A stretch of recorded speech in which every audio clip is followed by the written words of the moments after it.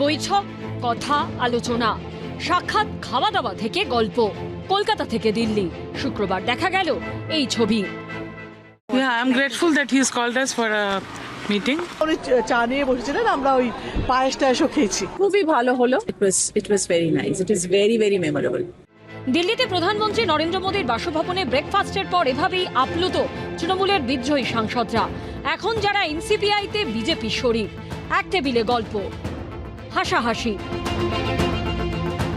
অল্প স্বল্প খাওয়া দাওয়া, কথা শোনা, পরামর্শ নেওয়া,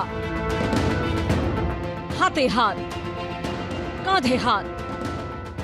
It is only India partners are called. It is the first time we have been inducted in India. দিল্লিতে যখন এই ছবি, কলকাতায় তখন এসআইআর নিয়ে মুখ্যমন্ত্রী শুভেন্দু অধিকারীর সঙ্গে বৈঠক করলেন ঋতব্রত তৃণমূলের বিধায়করা। কয়েক মাস আগেও যে ফিরহাদ হাকিম মমতা বন্দ্যোপাধ্যায়ের মন্ত্রিসভার হেভিওয়েট সদস্য ছিলেন, মুখ্যমন্ত্রী শুভেন্দু অধিকারীর সঙ্গে বৈঠকের পর তিনি যা বললেন তা তাৎপর্যপূর্ণ। আপনি যে সরকারের আমলে একাধিকবার মন্ত্রী ছিলেন, সেই সরকারের আমলে এই বিরোধীদের এইভাবে সম্ভাষণ জানানো বা একসঙ্গে বৈঠক করার রেওয়াজটা ছিল না কেন? কোনো কারণে ছিল না, আমি চেয়েছিলাম কিন্তু কোনো কারণে হয়নি, এটা দুর্ভাগ্য। বিজেপি বলছে এনসিপিআই শরিক, বিজেপিতে তো আর মিশে যায়নি। ঋতব্রত তৃণমূল বলছে আমরা তো বিরোধী, বিজেপি শরিক তো নই। আর এসব শুনে অনেকের আবার কবির কথা মনে পড়ে যাচ্ছে, যিনি বলেছিলেন সহজ কথা কইতে আমায় কহজে, সহজ কথা যায় না বলা সহজে। বিজেপি পার্টি নতুন নতুন দালাল তৈরি করেছে, বৃষ্টির সামনে দিয়েছে, জিভ দিয়ে জল পড়ছে, এই আর কি বলা যেতে পারে। প্রধানমন্ত্রীর বৈঠকে অনুপস্থিত প্রসঙ্গে সাংসদ অভিনেতা দেব সমাজ মাধ্যমে জানিয়েছেন পূর্ব নির্ধারিত শুটিং এর কাজ থাকায় তিনি যেতে পারেননি। বিজেন্দ্র সিংহ, কৃষ্ণেন্দু অধিকারী ও আশাবুল হোসেনের রিপোর্ট, এবিপি আনন্দ।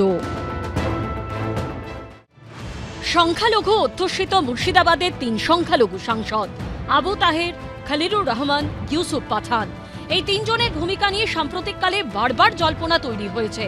কখনো তারা এনডিএর বৈঠকে যান না, যা বলেন তা নিয়ে ঝড় ওঠে। এনডিএতে আমরা থাকবো না, আমরা বিজেপিতেও যাব না। আবার সেদিনই তার মুখ্যমন্ত্রী শুভেন্দু অধিকারীর সঙ্গে দিল্লিতে বৈঠক করেন। বৃহস্পতিবার কেন্দ্রীয় স্বরাষ্ট্রমন্ত্রী অমিত শাহর সঙ্গে সাক্ষাৎ করতে তার অফিসে পৌঁছে যান। আর শুক্রবার 3 জনই প্রধানমন্ত্রীর সঙ্গে ব্রেকফাস্ট করলেন। আবারও আপনাদের সামনে বলছি, আমরা বিজেপি করব না, আমরা এনডিএ এমন কোন সিদ্ধান্ত নেবে সেই সিদ্ধান্তের সঙ্গে। আবু তাহের মুর্শিদাবাদের সাংসদ, খলিলুর রহমান জঙ্গিপুরের এবং ইউসুফ পাঠান বহরমপুরের।